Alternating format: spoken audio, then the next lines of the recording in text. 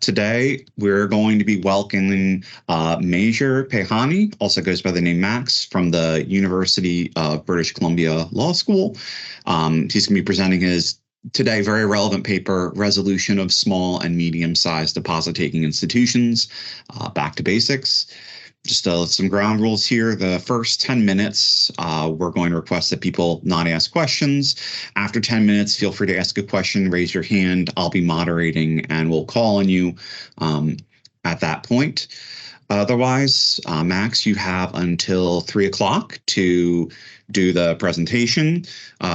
We assume there'll also be discussion in there. And at the end, we will also have Jose do some housekeeping announcements for future SURF seminars and other SURF initiatives towards the end. Thank you. Max, take it away. So, Max, you're on mute. You're on mute, and you might want to also share your presentation. Yeah, sorry about that. I'm just going to share the presentation now. So thank you very much for having me here. It's an honor to be here with you today, and I really appreciate the effort that organizers have put into making this event happen. And thanks to Jose, Alex, and Hua for arranging this talk. So today, as the co-host mentioned, I'm going to talk about the resolution of small and medium-sized deposit-taking institutions. And this is based on a draft article that I completed before the recent wave of bank failures. And I would very much appreciate your feedback and any insights you may have on my article. And that would help me revise it and actually refine it. So let me start by saying a little bit about the resolution and what we have internationally and in various jurisdictions. So before the crash of 2008, the financial crisis of 2008, bank resolution didn't garner much attention. And there was some work done by the International Monetary Fund or the World Bank on the necessary tools which should be available to national authorities for resolving banks. But you couldn't see a lot of literature on that topic. It was only during the financial crisis with the unprecedented number of bank failures, and many of those banks were large and complex banks, that this topic rose to the top of the policy agenda. So when the G20 leaders met in the Washington summit in 2008, they actually asked for a review of bankruptcy regimes across the G20 jurisdictions to make sure that financial institutions could be resolved in an orderly manner. And that basically meant without recourse to public money or without bailing them out. And this task was assigned to the Financial Stability Board, which is a regulatory forum. And the Financial Stability Board issued the key attributes for effective resolution regimes for financial institutions. And this is a body of soft law that provides for a number of best practices or international standards that all jurisdictions need to implement in their respective regulatory and legislative frameworks. What is interesting about the key attributes, and this is my hypothesis, is that a lot of these powers that you see in the key attributes, and I'll talk more about those powers, they're not necessarily new. So they have existed for a long time in FDIC. So the FDIC model of bank receivership existed before the financial crisis of 2008, and the FDIC has had the power for a long time to resolve banks under a different statutory framework. This wasn't the case in many other jurisdictions. For example, in United Kingdom, they did not have a special bank resolution regime. And also in many European countries, you didn't see a similar regime. So under the FDIC model, let me move to a few slides forward. The The FDIC, when the bank has failed or is likely to fail, the FDIC can take over, remove and replace the senior management, appoint an administrator to take control of the institution. It could then engage in a variety of restructuring transactions. It could transfer the assets and liabilities to another institution, could sell the whole bank to another institution. It could also establish a temporary bridge bank. And the bridge bank, for example, which was a new phenomenon for many jurisdictions, has existed in the United States since the 1980s. It wasn't just used frequently by the FDIC before the financial crisis or even more recently. So these powers that you see here were then incorporated into the key attributes, and then various jurisdictions, not only G20 jurisdictions, but many other jurisdictions have also transposed the key attributes into their legislative and regulatory framework. So key attributes basically provide for this extensive toolkit that is based on the FDIC model. Canada, the European Union, United Kingdom, which is no longer part of the EU, they have all adopted the same model, and now you see a similar bank resolution regime in those jurisdictions. Over time, what happened, however, was that, for example, in the United States, the FDIC did have the jurisdiction to resolve banks, but those powers were also extended through Title II of the Dodd-Frank Act to non-bank financial institutions. And you see a similar phenomenon in other jurisdictions or even internationally, that when the key attributes came out, they were pretty much focused on banks. Over time, however, regulators sought to extend those resolution powers to non-bank financial institutions such as broker-dealers or insurance companies.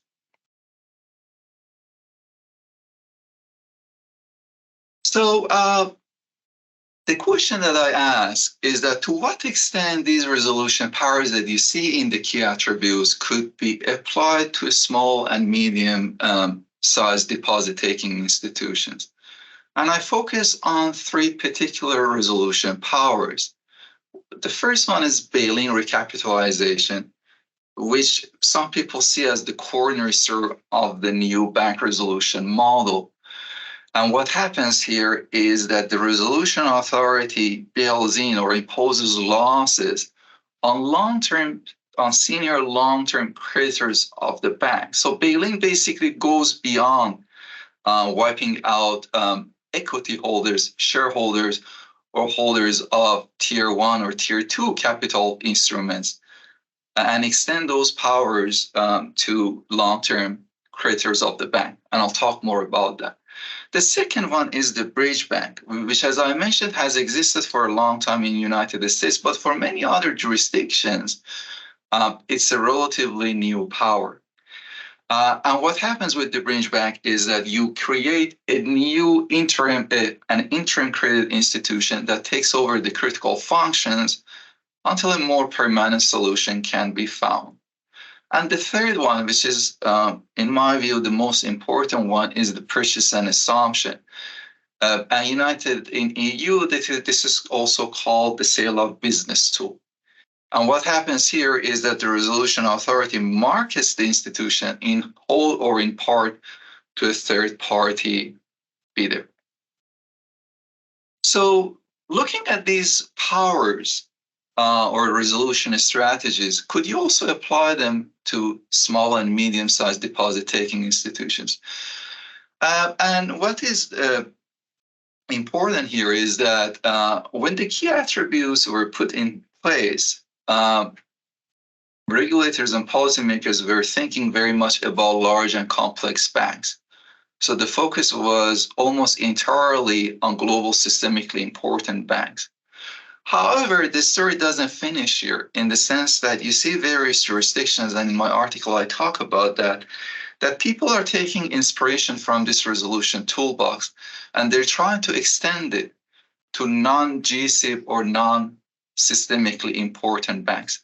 So there are some current developments in the United States about requiring, for example, regional banks to issue TLAC type instruments, total loss absorbing capital, which comprises mainly of long-term debt. And in Canada also, with respect to credit unions, we see that provincial regulators are trying to extend some of these resolution powers with respect to credit unions.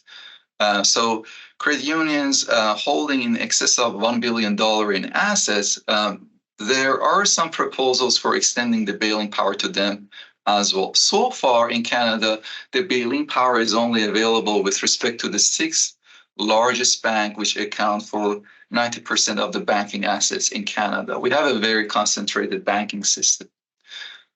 However, so this is the reason that actually I started looking at this topic. So I make 3 broad observations here, and I go quickly over them, and then I would be happy to open the floor for questions, and then I'll move into more details. In terms of methodology, I do not have a precise definition. Maybe you and other colleagues would actually have better insights into this, but I look at what a small or medium-sized institution is by looking at the market in which they operate. So, for example, if you think about Canada, we have the 6 largest banks that account for 90% of the assets, $4.6 trillion. And I know that these amounts are probably not that important when you look at the United States. But on the other hand, we have 225 credit unions and Caisse Populaires across Canada, and their assets don't go above $240 billion. So you can actually see the contrast here. So these credit unions are primarily funded by deposits, and I think this is one of the characteristics of SMDI, that a lot of them tend to rely on retail deposits for funding. And in Canada and EU, for example, a lot of these institutions have minimal presence in capital markets. So they haven't issued debt instruments. Many of the most credit unions in Canada are not even listed on stock exchanges. And you could draw some parallels with community banks in the United States. They also have a relationship banking model, and their business structure, as I understand, differs quite significantly from the larger banks. So what are my observations? So the first one is that when the key attributes was adopted and we came up with this concept of the resolution toolbox, I think we de-emphasized some of the important conditions which are necessary for successful execution, implementation of these resolution powers. And what I mean by that is the purchase and assumption, and I'll talk about this in more detail, that the FDIC, for example, has an extensive and successful track record in using purchase and assumption to resolve bank failures. However, this story doesn't finish here, in the sense that it's not only about availability of sale of business or purchase and assumption, but it's also about other innovations that the FDIC did, which made these a successful resolution strategy. The second point that I make Max, is that for a sec here. Yes, we can take questions now. It's been about 10 minutes. Sure. Continue.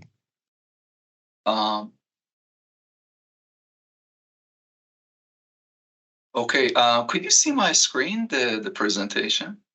Yeah.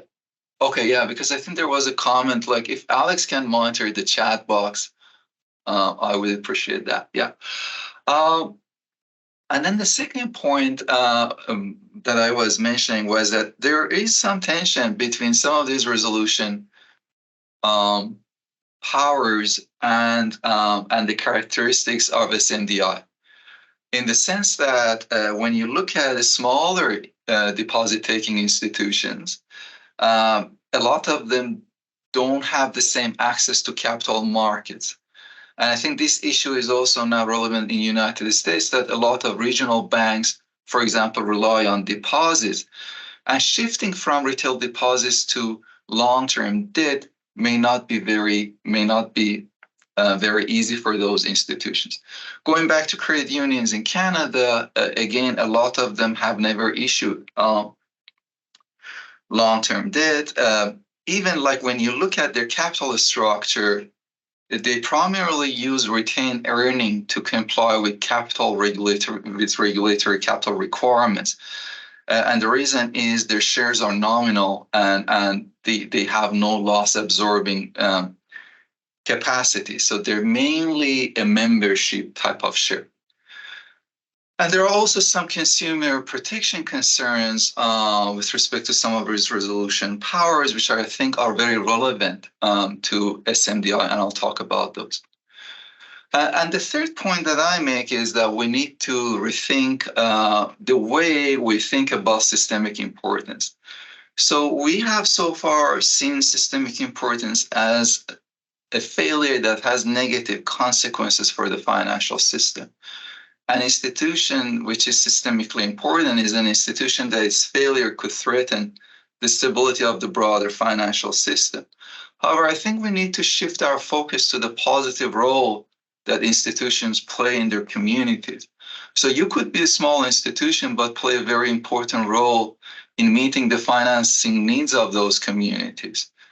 So this is the third point that I make. And it is interesting that when you look at the FDIC model, actually, way in the past, this is the way that systemic importance was defined.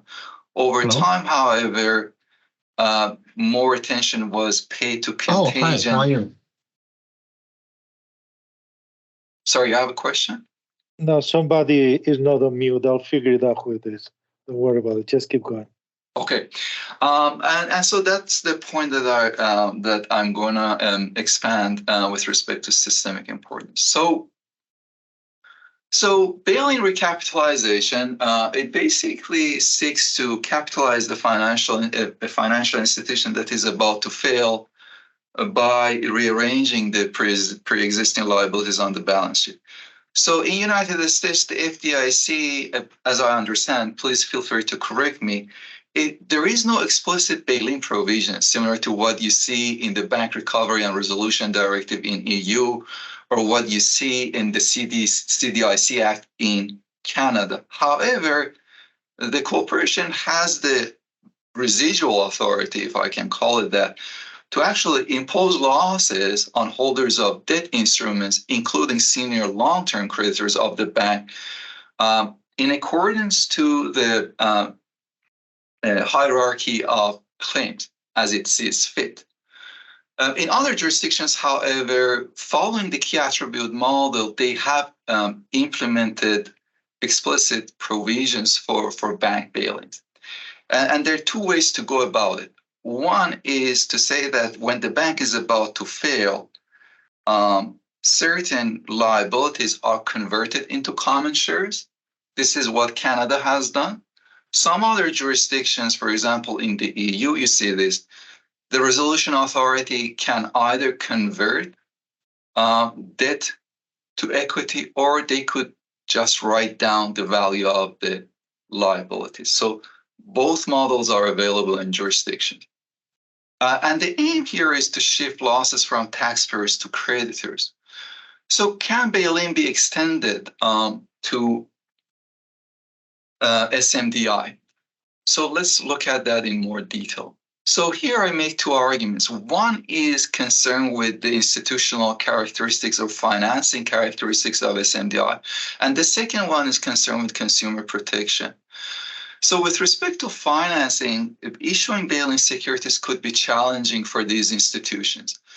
And what I mean by that is that these institutions tend to rely on deposits to a large extent for funding. They may not have a strong access to capital markets. In Canada, as I mentioned, credit unions are not even listed on stock exchanges. They rely primarily on deposits and retained earnings.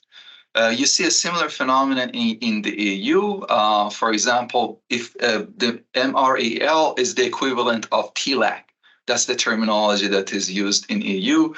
So they've done a recent study, and it showed that 70% of the banks directly supervised by I forgot what the acronym stands for, but the single supervisory mechanism, if I'm not wrong, they were not listed. A significant number of them had never issued convertible debt instruments, and 25% of them have never issued subordinated debt. And there would be also consequences for the profitability of these institutions if they want to shift from retail deposit to issuing bail-inable securities, because they have to offer higher returns of those securities, and that actually may erode profitability. And I understand all of these questions could be empirical questions, so they need to be actually investigated quite carefully. But I think there seems to be a concern here across jurisdictions. The second point that I make is that I'm not sure if bail-in securities are really suitable for the clients of SMDI. What I mean by that, if these institutions serve their local communities and cater to the needs of people who are not taken care of by bigger financial institutions, these clients tend to be either individuals, and then they rely on relationship banking, or small and medium-sized enterprises. And when you sell these securities, bail-in securities, to these investors, they may not have a good understanding of the risk involved in this security. And you see many cases of this happening during or after the financial crisis, when the resolution authorities were trying to bail in retail investors, and that didn't go as expected. And I have chosen some case studies here, Italy, Canada, to give you a sense. So during the after the global financial crisis, for example, the Italian banks sold a lot of subordinated debt to retail investors. And when the resolution authority tried to impose losses or bail in those instruments to recapitalize the Italian banking system, a lot of those retail investors brought lawsuits and launched complaints. And in many cases, they won.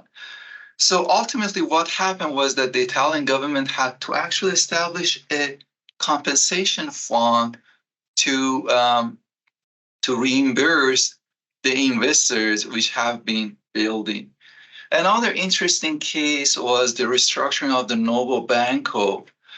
And here, the central bank imposes losses on certain tranches of debt instruments, but they refuse to impose any losses on tranches of bonds held by retail investors.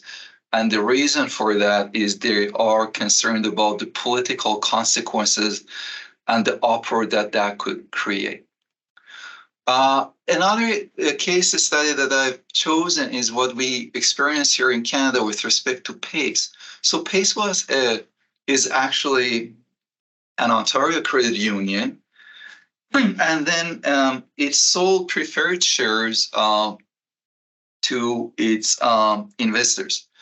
And many of these investors or depositors, they were people nearing retirement. And my impression is that when I read the case, that they had assumed that their investment would be relatively safe, similar to the deposits that they have made with this institution.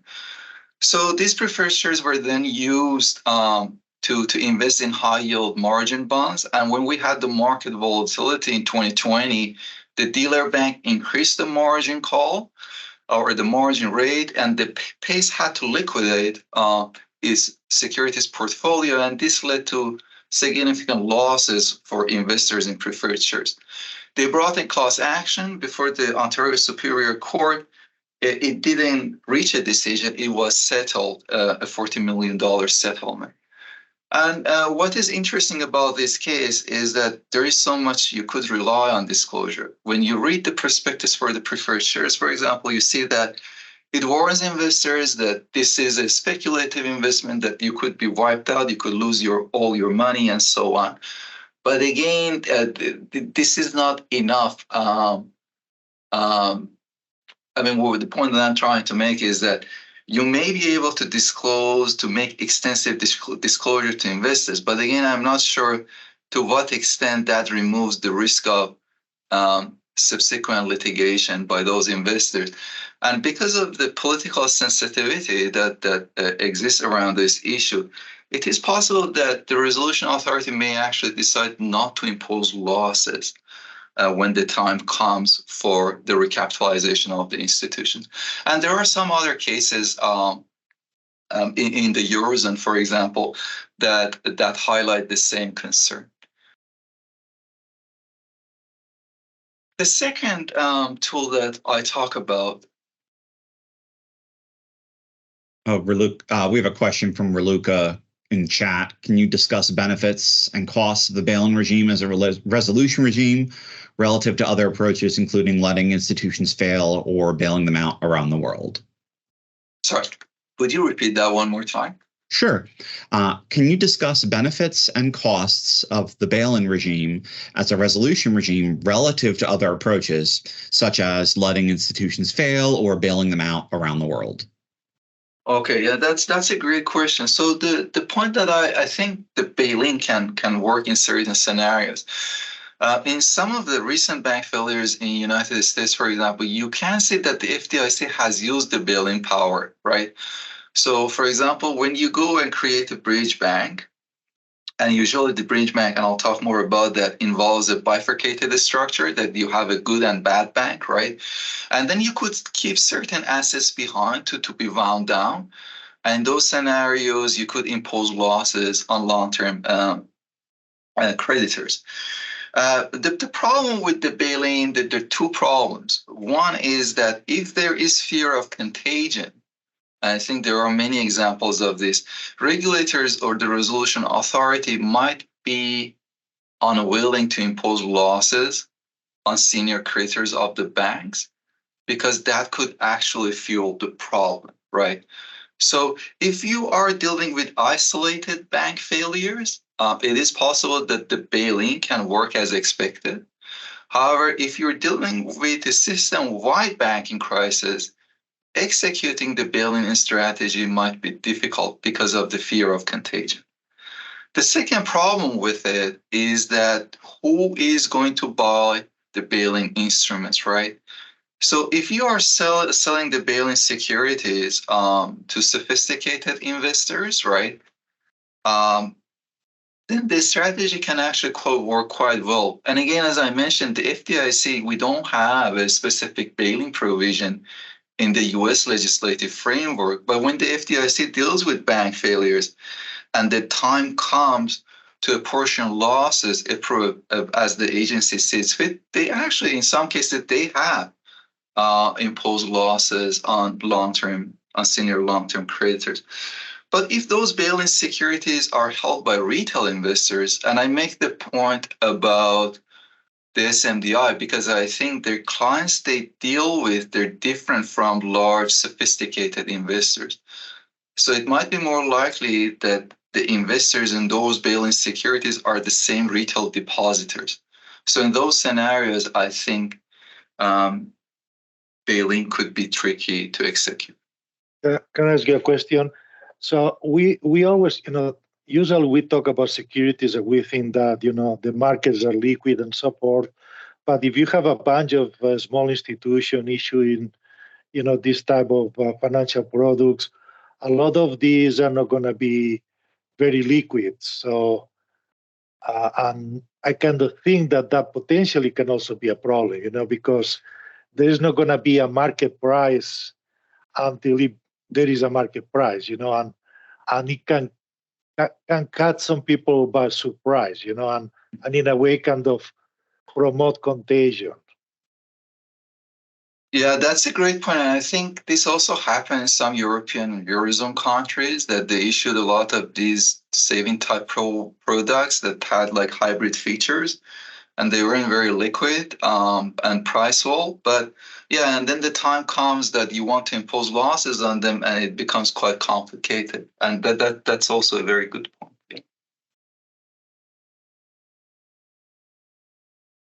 We have another question from Raluca in chat. Can you discuss how bail-ins would be helpful and under what conditions for large versus medium versus small banks? Are there some size thresholds that would be recommended to be successfully resolved with bail-in while others would not? So I think with respect to the larger banks, and this is my understanding, I think that one of the key problems with bail-in is that when you think about bank resolutions in the past or bank failures, you see that it is,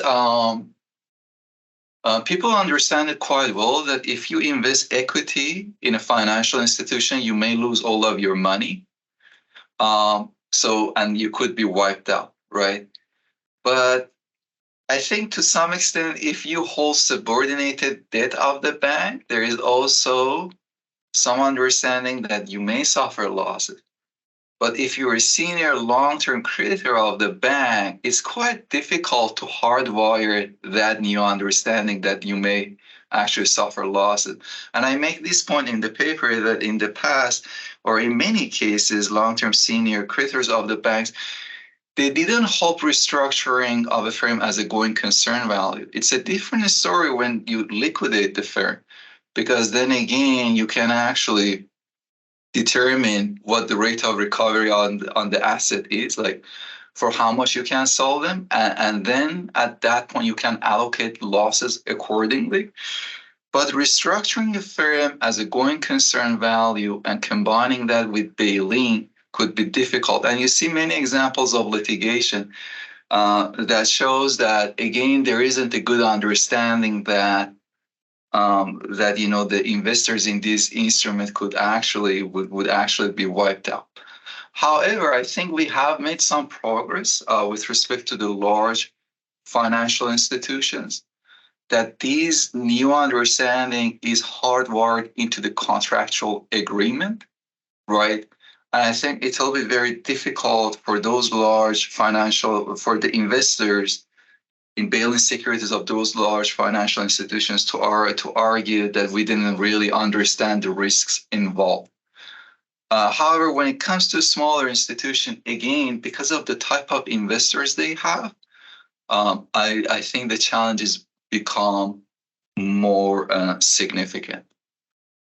Even though you have extensive disclosure being made in the contractual agreement between the parties. And the other point that I want to mention here is that, there is some interesting tension between the regulatory regime. So if you think about bail-in, right? So it's something that the resolution authorities use as a resolution strategy. However, they do not regulate the sale of the bail-in securities, right? So the sale of those securities are then regulated by securities legislation and securities commissions. So it might be in the interest of the financial system, or the resolution authority may see it in public interest to impose losses on investors. On the other hand, however, the securities regulatory regime may promote the interest of investors. So there are different policy objectives in these two respective jurisdictions, and sometimes you see tension between them, especially in times of crisis, because the resolution authority decides to use it to recapitalize the failing bank. On the other hand, according to the securities laws, the investors should actually have a case for misrepresentation, mis-selling, and so on. So I think that's another thing that we have to be aware of. And I think Canada, what they have done is that they have tried to actually make sure that the bail-in instruments are not sold to retail investors. And there are certain things that the dealers should comply with before selling those instruments, like know your client, suitability requirement, and so on, making sure that investors who end up buying these instruments, they understand the risk. But again, when it comes to smaller institutions, that could be tricky to manage. Okay, let me move on to the bridge bank. So as I mentioned, this is a temporary tool that you have. Is there another question? Yeah. No, we're good. You have about 20 minutes left. Okay, so happy to take more questions after I actually talk about. I'm going to talk about a little bit about the bridge bank and purchase and assumption, and then conclude, and there will be more time for also questions. So the bridge bank. So this is a temporary tool that we have. takes over the critical functions of the failing institutions. So the way it works is that the insured deposits short-term debt, they're transferred to the newly incorporated bridge bank. Sure subordinated debt and long-term debt, they're left behind to be liquidated. It wasn't used significantly or frequently, so I think there were 3 or 4 cases that I managed to find: the Bank of New England, the IndyMac, and then the Continental. So these were the 3 primary examples of using the bridge bank by the FDIC, even though the power had existed since the 1983. So let me talk about a few interesting case studies. So IndyMac, and then I want to compare this with the Silicon Valley Bank. So IndyMac back then actually was one of the largest institutions which was resolved by the FDIC. So it had a large depositor base, and many of these depositors were actually uninsured. One of the problems that happened here was that when the FDIC created the bridge bank, the aim was to stabilize the situation. However, the agency had difficulty determining the level of insured deposits, and that also affected the ability of the agency to communicate effectively back then by the public. This problem was exacerbated because of the extensive social media coverage of the bank failure. So despite the assurances, and actually the other interesting thing about the IndyMac was that the FDIC was slow to extend the safety net. And I compare this with the way the FDIC handled the Silicon Valley Bank failure.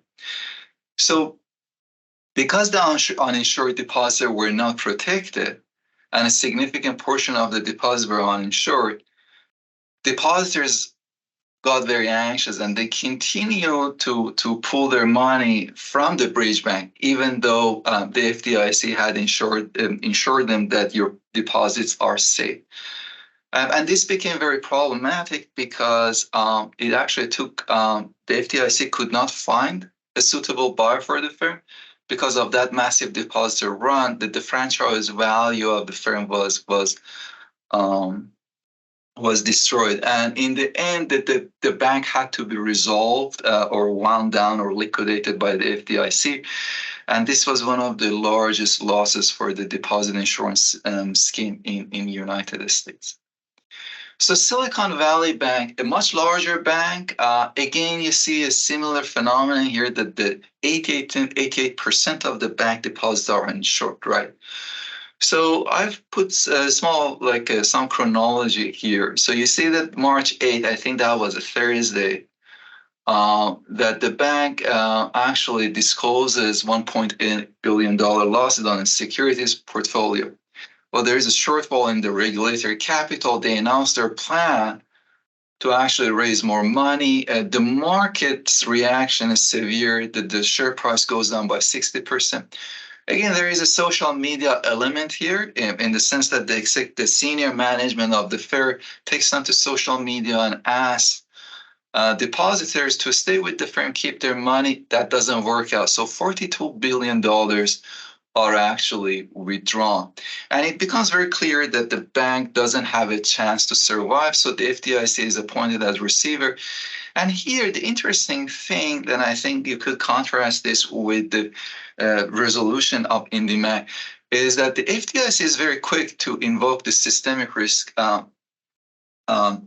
exception. And that means that the resolution could be more costly than liquidation, but that would be justified by public interest. And when that determination is made, the FDIC is then able to extend the safety net to uninsured deposits. And they do 2 interesting things here. One is that they declare dividend for uninsured deposits. And the second thing is that all those uninsured deposits are also fully protected. And then in the meantime, the agency works on finding a buyer, and it doesn't take long for the FDIC to sell the bank to another firm. But because of that systemic risk exception and because of the cost of extending the coverage to uninsured deposits, there is a significant cost for the deposit insurance fund. So what can we learn? So my thinking on Bridge Bank is that it could indeed be a helpful tool, but the success of the Bridge Bank ultimately depends on the exit strategy or the restructuring strategy that the resolution authority has.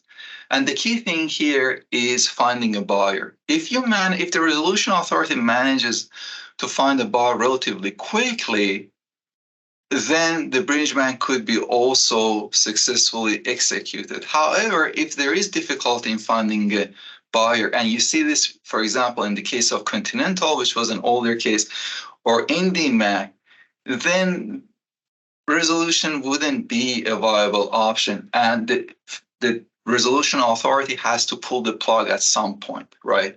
So the continuity of the critical function cannot go on forever. The other interesting thing about it is the importance of public communication. So the confusion over the level of deposit, insured deposit in IndyMac, that actually fueled the depositor's anxiety, right? And it undermined the ability of the FDIC to reassure the public. Another element here is that the safety net expansion. You see that in IndyMac, the agency was quite slow to actually extend the safety net. However, with respect to SVB, the Silicon Valley Bank, they very quickly expanded the safety net. And you even had elected officials appearing and sending a strong message in social media that your deposits would be protected. And I think these measures worked in terms of bringing some stabilization to the financial system and slowing the rate of deposit outflows. I would also like to say a few things about purchase and assumption, and then I conclude. So the P&A basically means that the resolution authority sells some or all of the assets of the failing institution to a healthy acquirer. It has many benefits, and I'll talk about them. It's not a panacea, but it has many benefits, especially in terms of dealing with smaller and medium-sized banks. One is that it doesn't require a payout to the insured deposit. It also doesn't require the extensive resources of managing the liquidation of the firm. So it is actually quite reasonable in terms of the cost that imposes on the resolution authority and the time of their step. 95%, and this is an old figure, I think it would be higher now, looking at the recent bank failures that we've had in the United States. So in the majority of the cases, the FDIC has used the purchase and assumption to deal with bank failures. And in many cases, you have a single acquirer that assumes nearly all of the failing bank's liabilities. So it's very important in keeping the going concern value of the firm. SVB and Signature Bank, again, more recently, that you see that both of them were also sold to single acquirers. It takes many forms. You have the basic one that the acquirer only assumes deposits and buys highly liquid assets. This is usually the case when there is significant problem with the quality of the loans. But if the bank has a healthier portfolio, then you could have a whole bank P&A, which I think the resolution strategy that the FDIC actually prefers in most cases. And then you sell the bank as it is, and it usually is as a discount to a third-party bidder. However, the important thing here is that in many cases, especially during the financial crisis and even more recently, the FDIC combines the whole bank P&A with loss sharing. And what it means is that the bank is sold at a discount to third-party buyer. However, the FDIC shares losses with the third-party acquirer. And the fourth variant that you have is P&A with loan pools. And here you have different bids submitted for different pools of assets. So I'll come back to the United States. This strategy has been also used in other jurisdictions. I've chosen two cases, and I go over them very briefly. One was Italy, the resolution of the Veneto Banco. The SRB here determines that the bank is not systemically important. As a result, it doesn't have to be resolved on the BRD regime. So the bank's good business is sold to another bank, and then the Italian authorities inject significant amount of capital and provide guarantees to facilitate the transaction. Another case is Greece. Purchase assumption was used extensively by Bank of Greece for restructuring the banking system after the Greek sovereign debt crisis. And here again, what you see is that most of these transactions are significantly financed by the government authorities. Yes, Alex. Oh, we have a question from Raluca. Do I'm going to do it now or wait until Please, the end at this point? Okay, sure. So from what she knows of, there's multiple now. From what she knows about Orderly Liquidation Authority in the U.S. and BRRD, I guess Bank Resolution Authority, applies to large bank, and we still do not know a lot about their effects other than mostly market discipline risk, capital structure, as they're not often applied. Can you give some examples of small bank bail-ins, actual applications, and what their known effect outcomes were? You may have covered that a little, and it was about bail-in, right? Yeah. So in the bail-in, like I'll talk about some of the cases, like in the Eurozone, for example, that I think there was one of the Spanish banks that actually they used bail-in, but again, it was a large bank. It wasn't a small bank. It was considered systemically important. In many of those cases that I found is that even with respect to large banks, there is some element of bail-in, but it usually captures the shareholders and holders of subordinated debt. So, and I'm happy to share the details with you in an email, but people call it a bail-in, but there is no bail-in of senior long-term creditors of the banks. Like in one of the more United States, so I think you're more familiar with that. But those are the examples that I've managed to find in EU. So far, we haven't had any application of that in Canada. Again, so I'm not sure about that. But again, the cases that I found in EU, you can see that when dealing with resolution of larger banks, bail-in hasn't been executed frequently. And there are also some interesting cases in Italy, for example, that when the Italian authorities tried to resolve one of the Italian banks, Banco DMPS, I think, and actually in the BRD imposes this 8% mandatory bail-in requirement, right? And when it came into force, the Italian authorities was actually engaged in restructuring of some of their banks. So what they did was, in order to avoid complying with the bail-in requirements, they had to rush the restructuring of the bank before the BRD came into force. I saw another case in Greece, and again, I'm happy to share that with you, which was a more recent case. Yes, so, and that's the Credit Suisse case that you mentioned. It's I think the most recent example that we had. It was odd in the sense that shareholders didn't suffer any losses, but the long-term creditors were actually, or I think, I'm not sure whether it might be actually Tier 1 capital. But certain holders of certain debt instruments were bailing.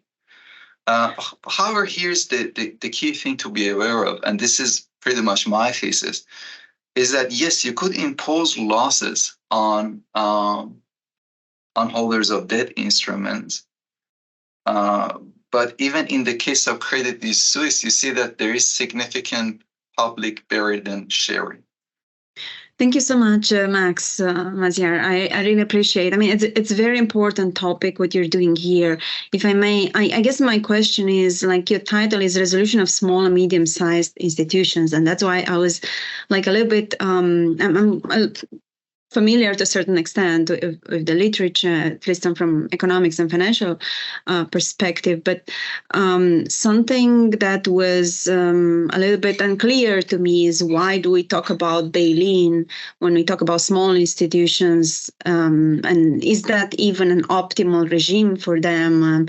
What is the goal that we are trying to accomplish here? Is this more from a theoretical perspective? You're trying to understand whether this might be a possible optimal outcome for smaller institutions as well. I guess the goal, understanding a little bit better, what is your goal in your paper that you're trying to accomplish? That's an excellent question. So actually, the reason that I looked at this issue, and I agree with you, that actually when the bail-in was put forward again, was for larger banks. But the reason I started this research was that, again, like because of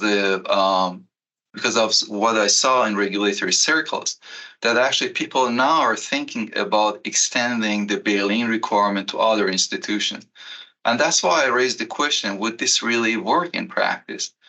So that's the motivation that I had for talking about whether bail-in would be applicable. And like in the US, for example, like if you think about the framework that Dodd-Frank put in place, right? So an orderly liquidation authority. So it deals with the largest banks. But like whenever you see bank failures or whenever you see regulators or talking about strengthening the capital position of the banks or making their failure, orderly, there is usually some talk about bail-in. So in United States, again, like regional banks are quite large, right? But again, they have different characteristics than the largest bank in the United States. And then you see some parallel discussion about whether you could also require those institutions to issue TLAC instruments, which could be bailed in. Thank you so much. No, that's great. I appreciate. But a short answer, you think this is probably feasible, something to explore more in the future? What is your final answer on this question? So I think it really depends, right? So I think I don't have a very clear answer, to be honest with you. I'm just trying to highlight the challenges that regulators would face if they want to execute a bail-in strategy when they're dealing with the smaller financial institutions, right? I see. So yeah, so that's my take on it. That I think like if these institutions, like there are challenges with respect to the funding structure, the challenges with respect to consumer protection. But then what I'm trying to highlight here is that it's important to be aware of these challenges. What I've noticed is that like the trend is that like we've had this resolution toolbox and we're trying to universalize it, right? And people, different jurisdictions, regulators are really taking inspiration from this resolution toolbox. My point is that these were resolution powers which were put in place with the largest financial institutions in mind. So before you extend them to smaller institutions, you have to be aware of the challenges that may actually come up. And that's the reason I talk about all these case studies, to show that actually in a lot of bank failures, the resolution authorities were not successful in imposing losses on holders of long-term senior debt. Yes, thank you. No, that's very helpful for sure. I appreciate it. I mean, transition back, we just had a comment that Credit Suisse tried to wipe out bondholders, and there is an ongoing lawsuit on that now. So that may not work long term. More of a comment. Yeah, exactly. And I think you had also that with like other bank failures in the Eurozone too, that they try to impose losses on long-term senior credits. Again, like when you think about it, and I know that like we were talking about, like banks don't like to issue equity, right? But one of the things about equity is that it's beautiful in terms of absorbing losses, right? And everyone knows that. But when you actually devise these complex financial instruments and then you expect them to be converted into equity upon failure of the bank, again, it may be very difficult to actually achieve that goal. Because when investors bought those securities, they didn't have that understanding, or they would definitely actually bring a lawsuit to challenge that decision. And you see many examples of that in the Eurozone. So we're actually nearing the end of the presentation. Yeah. So we're gonna let you wrap up, and then you can stop sharing, and I'll just make a short announcement. Sure, thank you. Yeah, so it's interesting. So the one that I was most excited about was the purchase and stock. I didn't get to talk about that much. So the point that I was trying to make, I say when looking at these resolution powers, and this goes back to Raluca's actually excellent question, is that when you look at these three powers, I think the personal assumption is the most promising one, right? However, the point that I make here is that, like, it's okay for all these jurisdictions to transpose the sale of business tool or purchase and assumption into their uh, legislative and regulatory system, but it's not just about the tools. So it's actually important to pay attention to other innovations that you saw in the American regime, right? And the important thing here is loss sharing, right? So in the majority of the P&A transactions that the corporation has completed, you see some type of loss sharing agreement between the bidder and the FDIC, and that really facilitated marketing institutions to third-party buyers. And from a comparative perspective, I make the point that other jurisdictions haven't quite understood that well. So when you look at the BRD, for example, yes, they have incorporated the sale of business tool, right, which is legally the same as purchase and assumption. However, there are two other things here which make the sale of business tool problematic to implement. One is that 8% mandatory billing requirement, right? And that's based on moral hazard concerns. And the second thing is that unlike United States, where the resolution authority could actually use the deposit to facilitate or finance a P&A transaction, you have a super priority for deposits under the BRD. And that super priority actually makes it very difficult for the deposit insurance scheme to contribute to resolution.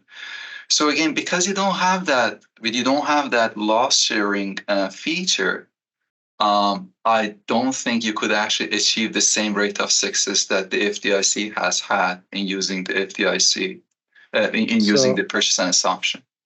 We are out of time. So any final words before we end?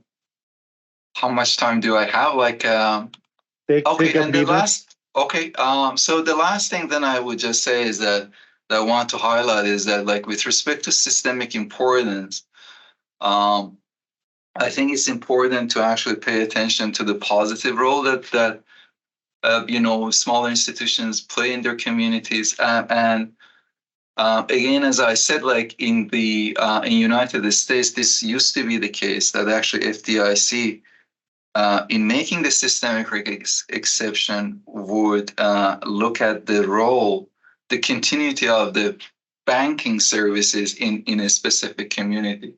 And I think we have lost sight of that important role that smaller banks could play in their community. So I would leave it at that.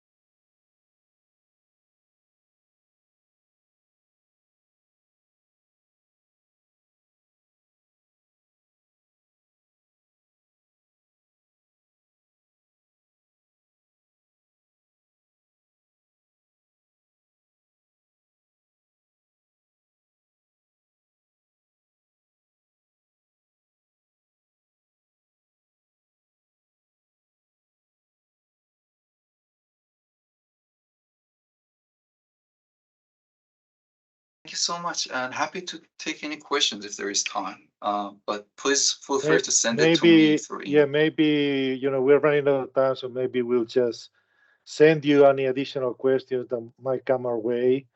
But thank you very much. It was very interesting, very timely discussion.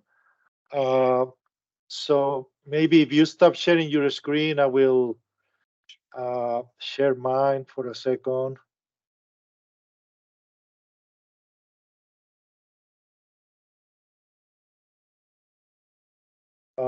So just to finalize, thank you to the presenter, thank you to the FDIC, and just a couple of announcements of things that are in the pipeline. The 7th annual FinTech conference will be in early September, and there is a registration link on the Philly website and forthcoming in the next newsletter. Also, in October, the 12th biennial conference on consumer credit and payments organized by Consumer Finance Institute. I know the FDIC also has their banking conference, I think is in September. So other than that, thank you very much to the speaker, and we will be announcing additional seminars in collaboration with the CFPB, FDIC, and the OCC. So stay tuned, and please join us on future seminars. And thank you very much, and I hope you enjoyed it as much as I did. Enjoy the rest of the day. Thank you. Thank you. Thanks so much to everyone. Thank you so much, Max. That's very important and interesting topic. I appreciate your insights. Thank you. Okay, so that's it. Okay, perfect. Yes, 1 hour is usually a little bit short on time, but it also, keeping in mind that we have an audience that is very busy, that's yes, kind of definitely. a compromise. So I think it always depends on how many questions you end up getting, right? So you can always take more time on questions versus less.